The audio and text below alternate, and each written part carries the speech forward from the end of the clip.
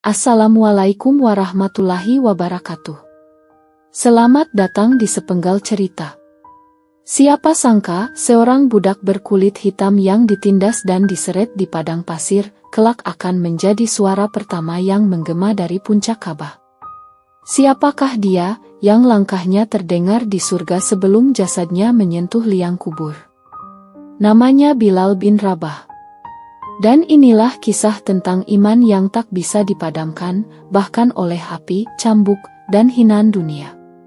Sebelum itu, dan jangan lupa untuk subscribe, komen, share, dan like video ini jika kamu suka.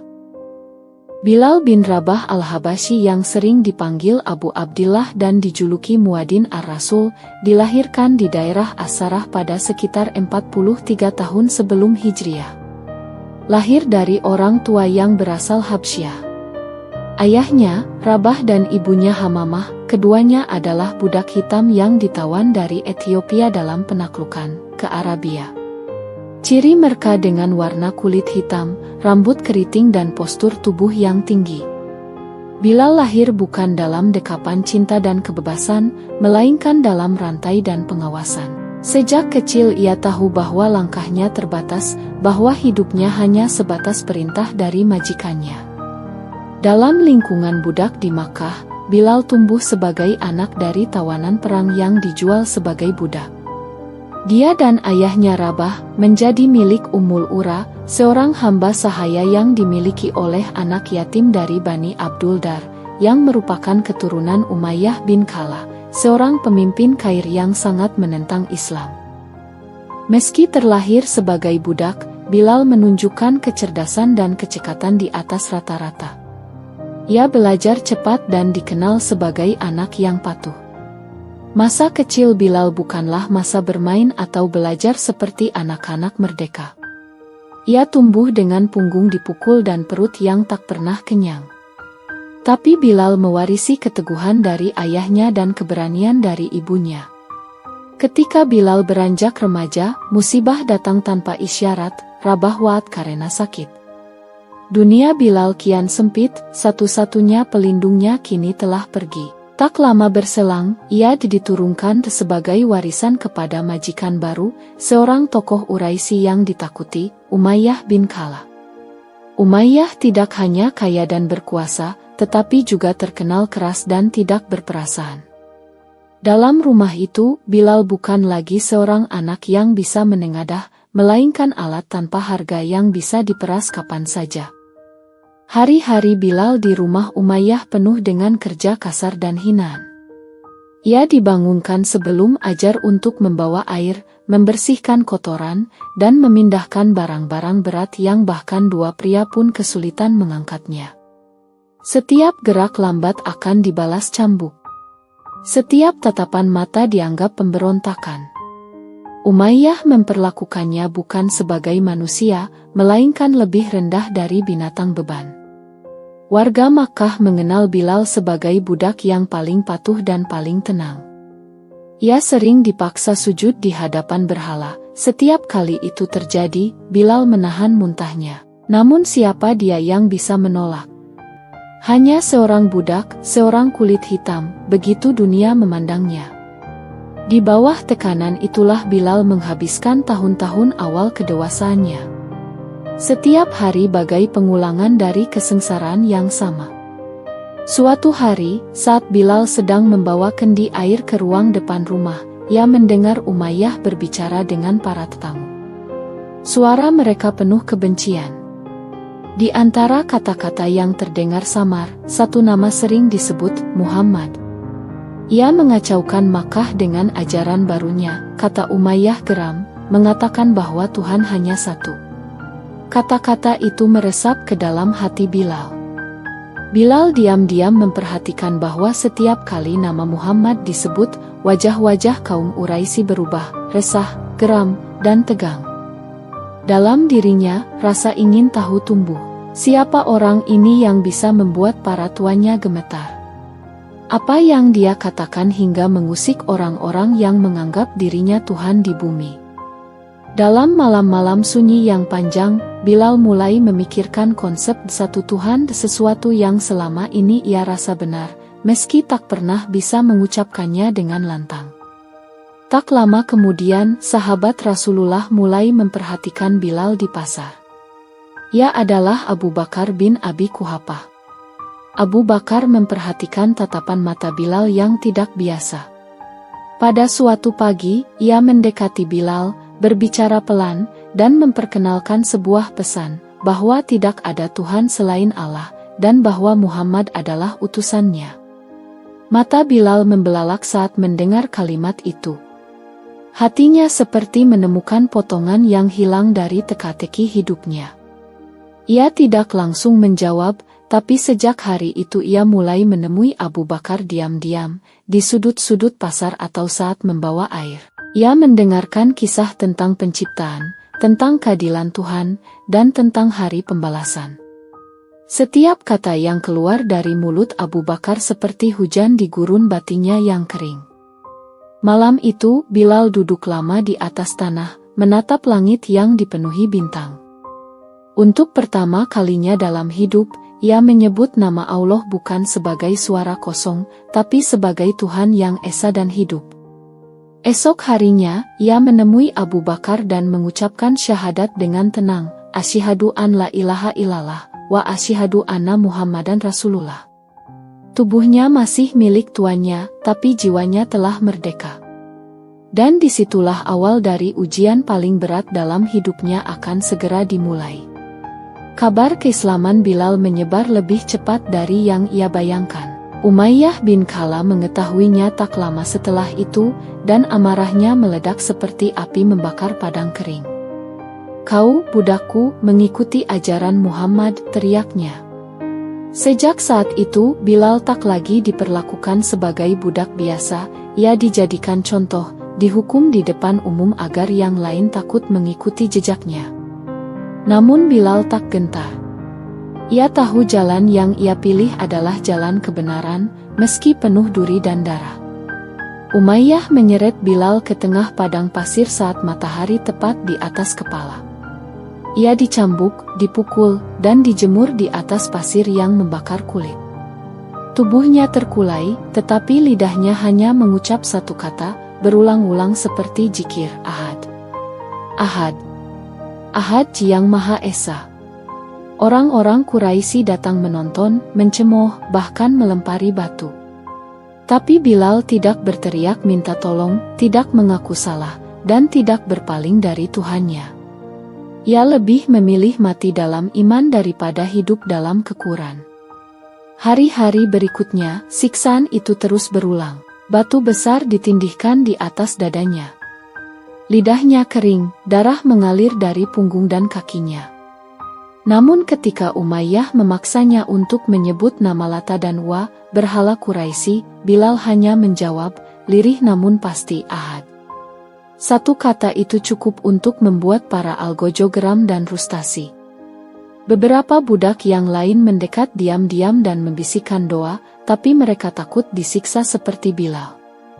Ia tahu ia sendirian di medan uji ini, namun tetap ia hadapi semuanya dengan dada tegak.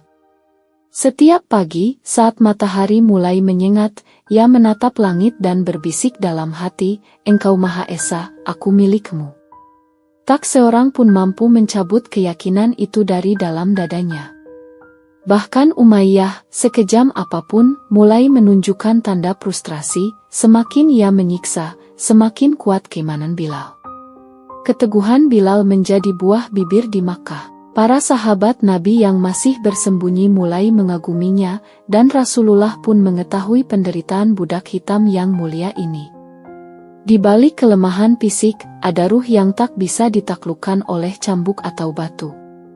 Dan Bilal tahu, jika ia mati dalam keadaan ini, ia akan menghadap Tuhannya sebagai orang merdeka sejati. Ketika siksaan terhadap Bilal mencapai puncaknya, berita itu sampai ke telinga Rasulullah Shallallahu Alaihi Wasallam. Beliau memandang Abu Bakar dan berkata, "Tidakkah kau ingin membebaskan jiwa yang teguh itu?" Tanpa ragu, Abu Bakar segera menemui Umayyah bin Khalaf. Dengan mata penuh amarah dan suara tajam, Umayyah menolak. Tapi Abu Bakar tak menyerah. Ia menawarkan emas, perak. Akhirnya, karena tamak, Umayyah menerima tawaran itu, dan Bilal pun bebas dari belenggu manusia. Bilal tidak menangis ketika dibebaskan. Ia hanya memandang langit dan mengucapkan, "Segala puji bagi Allah, yang membebaskan tubuh dan jiwaku dari para penindas." Abu Bakar memeluknya seperti saudara, dan sejak saat itu Bilal menjadi bagian dari lingkaran terdekat Rasulullah. Ia tidak hanya menjadi pengikut, tetapi juga penjaga, pelayan, dan saksi atas dakwah yang berkembang meski di bawah tekanan. Ia belajar langsung dari Rasulullah, duduk bersamanya, dan mendengar wahyu disampaikan.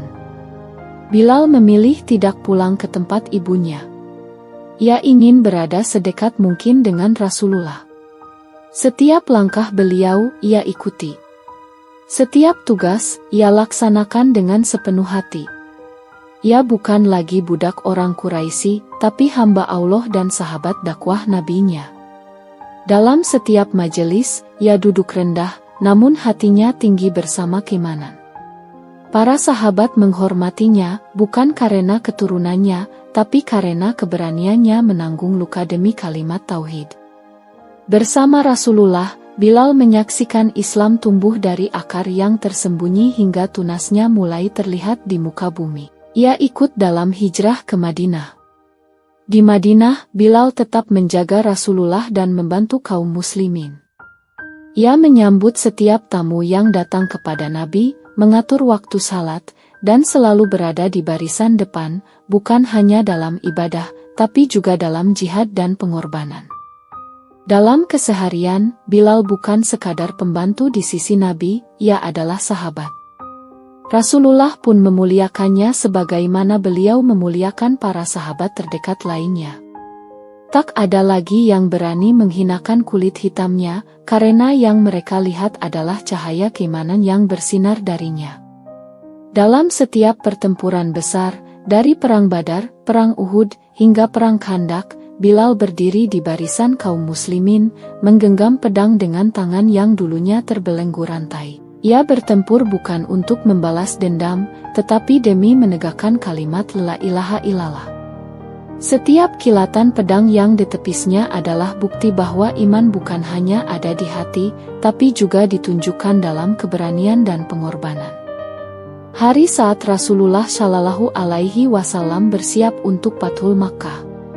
Kota tempat ia dulu disiksa, diludahi, dan diinjak martabatnya, kini akan dibebaskan oleh umat Islam. Bilal berjalan masuk bersama Rasulullah, dengan dada tegak namun hati penuh haru. Saat pasukan Islam memasuki Makkah tanpa perlawanan berarti, Rasulullah memberi perintah yang mengejutkan semua orang, "Panjatlah, wahai Bilal, dan kumandangkan azan dari atas Ka'bah." Hening menyelimuti udara. Kaum Quraisy yang dulu mencambuknya, kini menyaksikannya naik ke tempat paling suci, paling tinggi. Bilal berdiri di atas Ka'bah, dan dari sana suaranya menggema, "Allahu Akbar. Allahu Akbar." Selangit Makkah seakan bergetar, dan bumi menyambut kalimat tauhid dengan air mata sejarah. Sebagian kaum Quraisy menundukkan kepala, malu. Mereka yang pernah menyiksa Bilal kini menyaksikan kekuatan iman yang tak bisa dipadamkan oleh cambuk dan hinaan. Rasulullah tersenyum melihat Bilal mengumandangkan azan. Sejak Fathul Makkah, posisi Bilal semakin kokoh di tengah umat. Bilal tidak pernah meminta balasan apapun.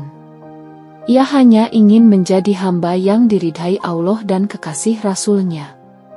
Di setiap kemenangan Islam, sejak azan bersejarah di atas Ka'bah itu, Bilal ditetapkan oleh Rasulullah Shallallahu Alaihi Wasallam sebagai muadzin resmi kaum muslimin. Ia dipilih karena suaranya sangat merdu dan lantang. Setiap kali waktu salat tiba, Bilal akan berdiri dan mengumandangkan azan dengan penuh kekhusyukan. Nama Allah dan Rasul-Nya mengalir dari lisannya seperti aliran air jernih. Di Madinah, suaranya menjadi penanda waktu sholat. Rasulullah sangat mencintai suara azan Bilal. Setiap pagi, saat Bilal mengumandangkan as-salatu khairum minan naum pada azan subuh, senyum Nabi mereka. Dalam riwayat Abu Hurairah, Rasulullah Shallallahu Alaihi Wasallam bertanya kepada Bilal tentang amal yang paling penting baginya dalam Islam. Bilal menjawab bahwa yang paling ia utamakan adalah melakukan wudhu. Kesungguhan Bilal dalam menjaga wudhunya menunjukkan ketekunan dan kecintaannya dalam menjalankan ibadah kepada Allah. Nabi Shallallahu Alaihi Wasallam bertanya kepada Bilal, "Hai Bilal, katakanlah amal yang sangat kau pentingkan selama memeluk agama Islam karena aku mendengar bunyi sandalmu di hadapanku di surga."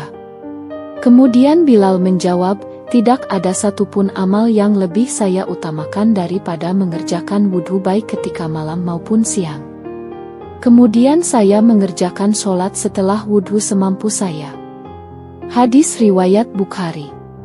Bilal tidak pernah terlambat mengumandangkan adzan. Bahkan saat sakit, ia tetap berusaha melantungkannya walau dengan suara lirih. Ia bukan hanya penyampai seruan salat, tapi juga pengingat perjuangan Islam sejak hari-hari gelap di Makkah. Para sahabat merasa tenang mendengar suaranya. Hari-hari Bilal di Madinah dipenuhi ketenangan dan ibadah. Ia bangun sebelum fajar menyingsing, berwudu dengan air dingin, lalu berjalan menuju masjid untuk mengumandangkan adzan subuh. Setelah salat, ia duduk bersama Rasulullah Shallallahu Alaihi Wasallam dan para sahabat, mendengarkan wahyu, berdiskusi tentang umat, atau hanya sekadar menikmati pagi dalam kehangatan persaudaraan. Bilal tidak pernah mencari perhatian, ia hanya ingin menjadi hamba Allah yang taat dan rendah hati. Bilal tetap hidup bersahaja. Ia menolak keistimewaan yang tak perlu, memilih tidur di atas tikar kasar dan makan dari rejeki halal yang sederhana. Wajahnya selalu tenang dan senyumnya tulus menyapa siapa saja. Anak-anak Madinah mengenalnya bukan hanya sebagai muain, tapi sebagai paman yang baik hati. Keseharian Bilal adalah contoh nyata bahwa kehormatan sejati datang dari ketaatan dan keikhlasan, bukan dari nasab atau kekayaan. Saat Rasulullah Shallallahu Alaihi Wasallam wafat, dunia Bilal seakan runtuh. Bilal bin Rabah merasa sangat sedih dan kehilangan. Ia sempat mengumandangkan adzan untuk terakhir kalinya, tetapi tidak sanggup menyelesaikan lantunan adzan hingga lajij asyhadu anna Muhammadan Rasulullah karena rasa sedih yang luar biasa. Ia menangis, lalu jatuh terduduk, tak mampu melanjutkan.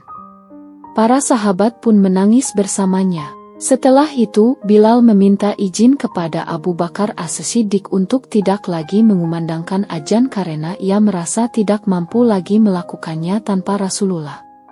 Sejak hari itu, Bilal berhenti mengumandangkan adzan, karena bagi hatinya, dunia tanpa Nabi terasa sunyi. Bilal kemudian meminta izin kepada Abu Bakar untuk meninggalkan Madinah. Ia tak sanggup tinggal di kota yang setiap sudutnya mengingatkan pada Rasulullah. Ia pergi ke Syam, bergabung dalam pasukan jihad fisabilillah, dan melanjutkan hidup dalam pengabdian.